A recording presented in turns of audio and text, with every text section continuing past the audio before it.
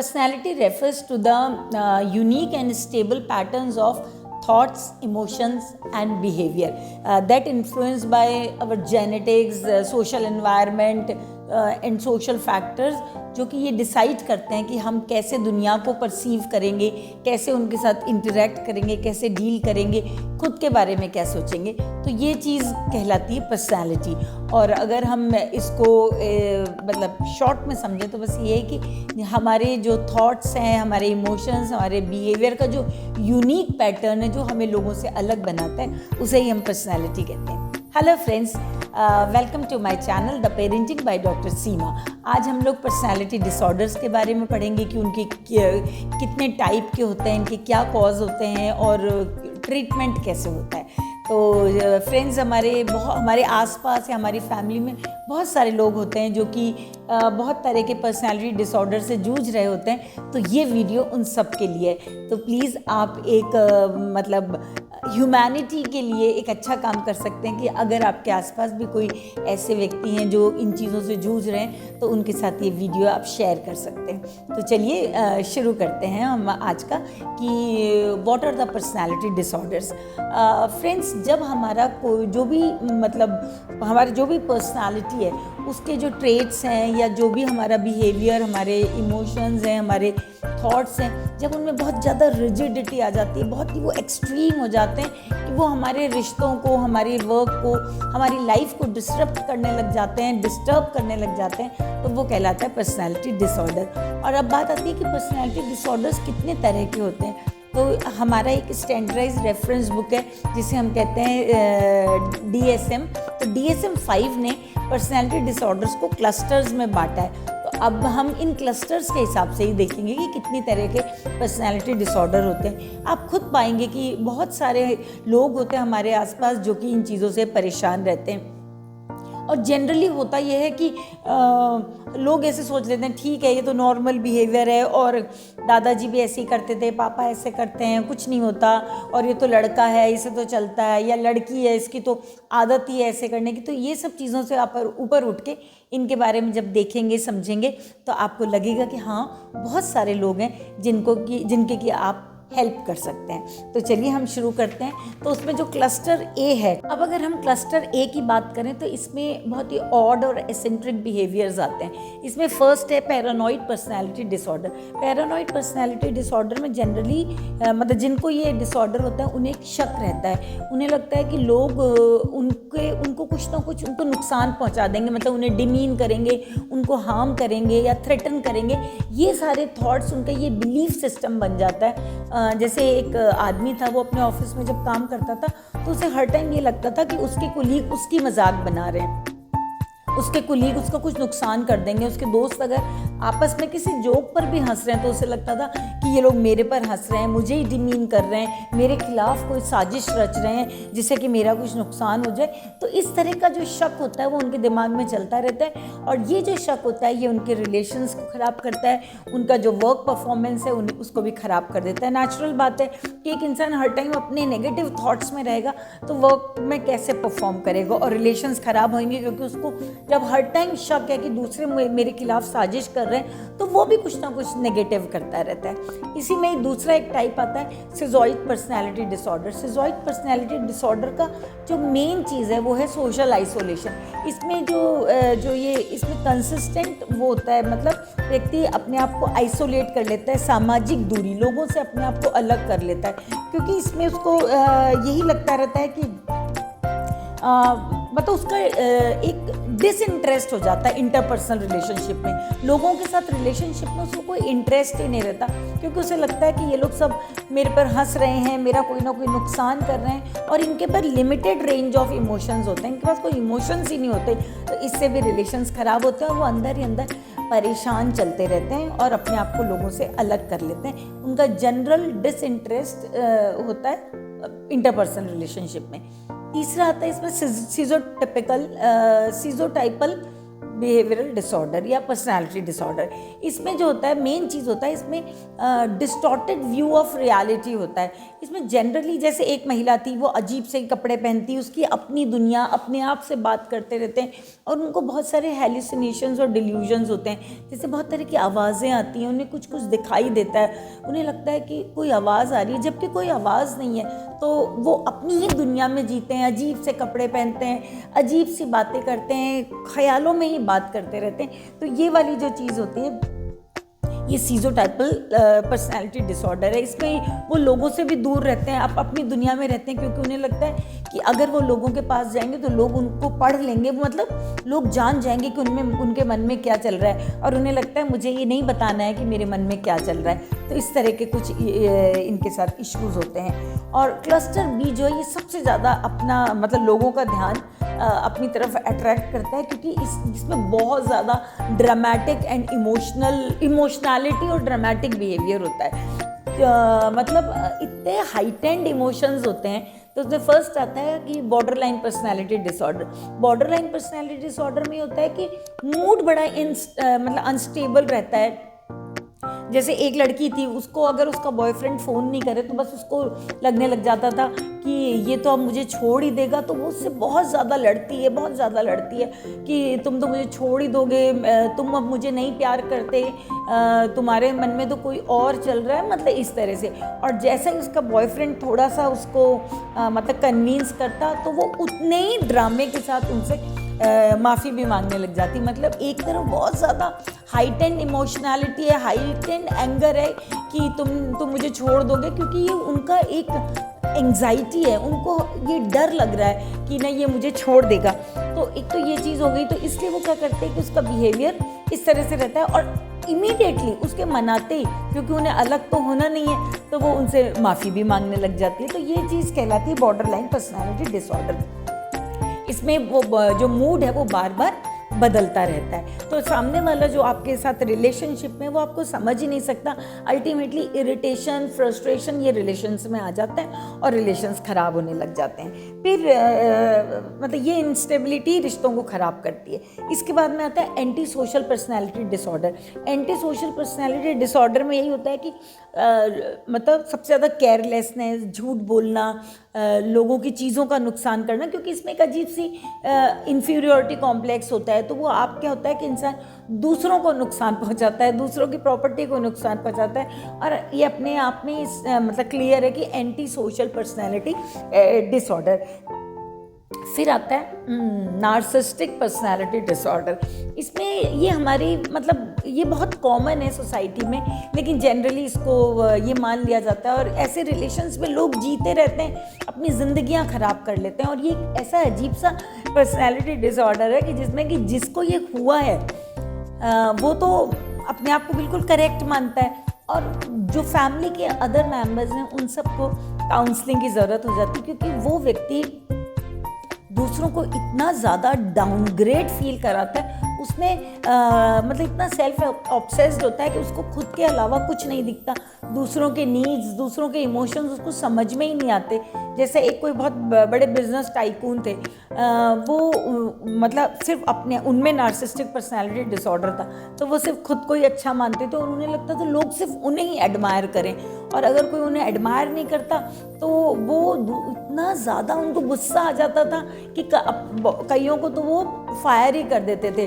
और ये जो चीज़ होती है नार्सिसिस्टिक पर्सनालिटी डिसऑर्डर, ये इतनी कॉमन है, लेकिन इतने परेशान हैं लोग कि अल्टीमेटली लोग बाग अगर मजबूरी नहीं हो तो इस रिलेशनशिप से निकल ही जाते हैं, एग्जिट ले लेते हैं। इसमें ग्रैंडियोसिटी मतलब सेल्फ इमेज बहुत ज़्यादा वो होती है कि जो भी कुछ हूँ मैं, बस मैं सिर्फ उनको लगता है कि जो कुछ भी हूँ मैं ही सबसे अच्छा हूँ, मेरी नीड्स, मेरे ही इमोशन, सब कुछ मेरे लिए ही होना चाहिए। तो फ्रेंड्स, जब हम नेक्स्ट वीडियो में नार्सिसिस्टिक पर्सनालिटी डिसऑर्डर के बारे में डिटेल में पढ़ेंगे, क्योंकि बहुत सारी फैमिलीज़ हैं जिसमें ये बहुत बड़ा इशू बन जाता है और पूरी फैमिली पैटर्न ख़राब हो जाता है। अब इसके बाद हाँ, इसमें बहुत सारे लोगों की मैरिज भी टूट जाती है, क्योंकि वही जो बिज़नेस टाइकून था, अगर वो उसका वर्क प्लेस पे प्रॉब्लम आ रही है तो वो अपनी वाइफ के साथ भी वही प्रॉब्लम्स करता है, और वाइफ के साथ तो और ज़्यादा करते थे, तो उनकी शादी भी टूट गई, उनके सब रिश्ते चले गए। तो नार्सिसिस्टिक पर्सनालिटी डिसऑर्डर के बारे में हम डिटेल में बाद में जानेंगे। इसके बाद में बात आती है कि हिस्ट्रियोनिक पर्सनैलिटी डिसऑर्डर जो होता है, इसमें ये भी एक अजीब सा पर्सनैलिटी डिसऑर्डर है जिसमें excessive emotionality and attention seeking behaviour होता है। उन्हें लगता है कि लोग मुझे ही बस अटेंशन दें, और उनके भी बहुत अनस्टेबल इमोशंस होते हैं, इंटेंस इमोशंस होते हैं, और इसमें डिस्टॉर्टेड सेल्फ इमेज होती है। वो खुद के उनको अपनी सेल्फ वर्थ नज़र ही तभी आती है जब सामने, मतलब उनकी सेल्फ इमेज दूसरों के अप्रूवल पे डिपेंड करती है। तो ये भी एक प्रकार का पर्सनैलिटी डिसऑर्डर है। और आप खुद सोच लीजिए, अगर कोई और उनको अप्रिशिएट नहीं करेगा, एडमायर नहीं करेगा, वैल्यू नहीं करेगा, तो वो बहुत ज़्यादा इन्फीरियॉरिटी में चले जाते हैं, तो उनका वर्क, उनके रिलेशन सब कुछ नेगेटिवली अफेक्ट हो जाते हैं। क्लस्टर सी की जब हम बात करते हैं तो ये बेसिकली फियर और एंग्जाइटी बेस होता है। इसमें बहुत ज़्यादा फियर और एंग्जाइटी होता है। तो इसमें जो फर्स्ट चीज़ होती है, ये होती है avoidant personality disorder. Avoidant personality disorder मतलब कि इसमें जो व्यक्ति होता है वो क्रिटिसिज्म से बहुत डरता है, कि कोई उनको क्रिटिसिज्म, मतलब वो झेल ही नहीं सकते क्रिटिसिज्म। और जनरली आपने देखा होगा घरों में भी होता है कि किसी को जरा सा क्रिटिसाइज कर दो तो वो एकदम हाइपर हो जाते हैं, क्या तो उनको गुस्सा आने लग जाएगा या रोना धोना मचा देंगे, और बहुत ज़्यादा परेशानी आ जाती है। और वो ऐसे लोग जनरली ग्रुप एक्टिविटी से बचते हैं, क्योंकि उन्हें लगता है कि अगर हमने ग्रुप में काम किया तो लोग मेरे को क्रिटिसाइज़ करेंगे, मेरे से कोई गलती होगी तो लोग मुझे क्रिटिसाइज़ करेंगे। तो वो इस चक्कर में ग्रुप एक्टिविटी से बचते हैं, और उन्हें लगता है कि अगर मैंने कुछ गलती कर दी तो लोग मेरा मजाक बनाएंगे, और वो मजाक भी उनको क्रिटिसिज्म ही लगता है, इसलिए वो इन चीज़ों से बहुत ज़्यादा बचते हैं। और इनमें बेसिकली बहुत ज़्यादा इन्फीरियॉरिटी होती है, वो लोग दूसरों से खुद को बहुत कमतर आते हैं। अब बात आती है dependent personality disorder. Dependent personality disorder में ये होता है कि जो भी इंसान है वो दूसरे पर बहुत ज़्यादा डिपेंड करता है। कि जैसे एक लेडी थी, उसको ये डिपेंडेंट पर्सनालिटी डिसऑर्डर था, तो वो क्या होता था कि हर चीज़ के लिए अपने हस्बैंड पे डिपेंड थी, कि घर में खाना क्या बनना है। ये देखिए, हर वाइफ पूछती है कि आज क्या बनाऊं। इसको आप उससे मत लिंक कर लीजिएगा कि अरे तुम्हें तो डिपेंडेंट पर्सनालिटी डिसऑर्डर हो गया है। मैं एक बात बता रही हूँ कि एक्सेसिवली वो डिपेंड हो जाते हैं दूसरे पे, कि खाना क्या बनाना है, बच्चे को क्या पहनाना है, बच्चे को कैसे पढ़ाना है, कहाँ पढ़ाना है। मतलब उनको ऐसा लगता है कि अगर मेरा हस्बैंड नहीं रहा, मतलब उस लेडी को लगता था, तो मैं तो कुछ कर ही नहीं पाऊंगी। तो जनरली वो क्या होता था कि हर बात के लिए फ़ोन कर करके पूछती रहती थी, तो नेचुरली इस बात से परेशानी होगी। और उनमें एक इतनी इनसिक्योरिटी रहती, उसको हर टाइम ये चिंता रहती थी कि अगर सामने वाला नहीं हुआ ना तो मैं तो कुछ नहीं कर पाऊंगी। उनमें कोई सेल्फ कॉन्फिडेंस होता ही नहीं, तो हर बात के लिए वो डिपेंड रहते हैं। अब जब डिपेंड रहते हैं, क्योंकि उन्हें ये डर है कि सामने वाला कहीं मुझे अलग नहीं कर दे, कहीं मुझे छोड़ नहीं दे, तो वो इस चक्कर में पीपल प्लीजर बन जाती है। जैसे हस्बैंड है, उसको बहुत ही प्लीज़ करने की कोशिश करती हैं, क्योंकि उन्हें लगता है कि अगर हस्बैंड नहीं होंगे तो फिर मैं तो जी नहीं पाऊंगी, क्योंकि मेरे को तो कुछ आता ही नहीं है। तो वो बहुत ज़्यादा प्लीज़ करने में लगी रहती हैं। फिर इसके बाद में आता है OCPD, obsessive compulsive personality disorder. आप लोग ने OCD वर्ड तो सुना ही होगा, लेकिन ये उससे थोड़ा सा अलग होता है। OCD एक एंग्जाइटी डिसऑर्डर है, लेकिन OCPD ये ऑब्सेसिव कंपल्सिव पर्सनैलिटी डिसऑर्डर है।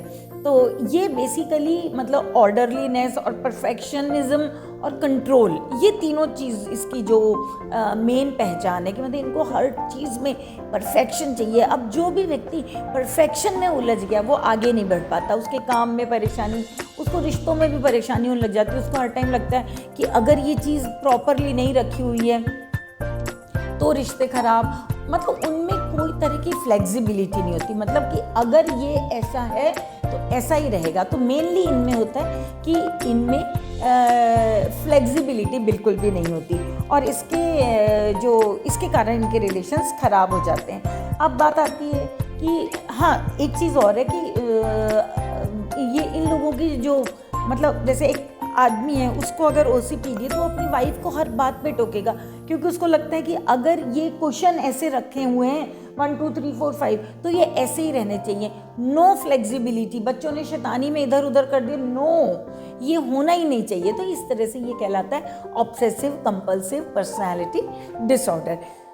अब बात आती है कि पर्सनैलिटी डिसऑर्डर्स हो क्यों जाते हैं। ये मैंने आपको शुरू में भी कहा था कि एक तो जेनेटिक रीज़न होता है कि अगर कोई फैमिली हिस्ट्री है किसी प्रकार के पर्सनैलिटी डिसऑर्डर की तो वो generations to generation pass on हो जाती है।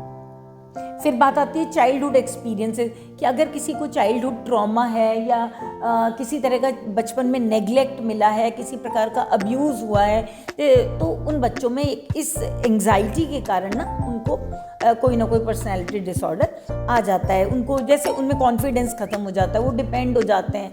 तो और इसके अलावा आपने देखा होगा कई बच्चों के को बहुत एब्यूसिव लैंग्वेज में उनसे बात किया जाता है या उन्हें बहुत डिमीन किया जाता है। तो ऐसे बच्चों में एक पैटर्न बन जाता है और उनमें एक अलग तरह के पर्सनैलिटी डिसऑर्डर्स आ जाते हैं।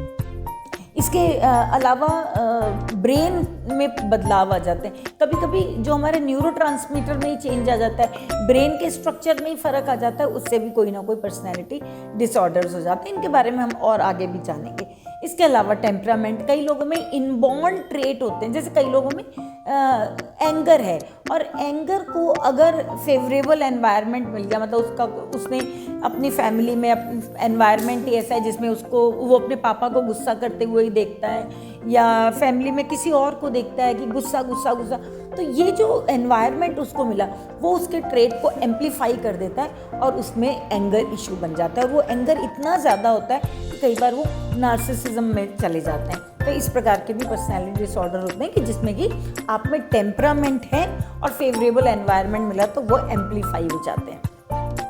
फ्रेंड्स, यहाँ एक गुड न्यूज़ है, क्योंकि जब हम इतनी बात करते हैं तो बात आती है कि क्या सिर्फ डिसऑर्डर्स जान के और उनके सिम्टम्स जान के ही सब कुछ हो जाएगा, कुछ तो उनकी रेमेडी भी होनी चाहिए। तो ये गुड न्यूज़ है कि अगर एक पर्सनैलिटी डिसऑर्डर को टाइम पे guidance, counselling, support system, medicine, कुछ भी ये सब मिल जाता है तो ये पर्सनैलिटी डिसऑर्डर्स में से कई तो ऐसे हैं जो ठीक ही हो जाते हैं और कई ऐसे होते हैं जिनके साथ हम लाइफ को मैनेज कर सकते हैं, रिश्तों को मैनेज कर सकते हैं। तो फ्रेंड्स, किसी को भी ज़रूरत हो तो मैं एक काउंसलर हूँ, सर्टिफाइड काउंसलर हूँ। आप चाहें तो आपके आसपास या आपकी फैमिली में किसी को इस तरह के इशू हो तो आप हमसे कांटेक्ट कर सकते हैं।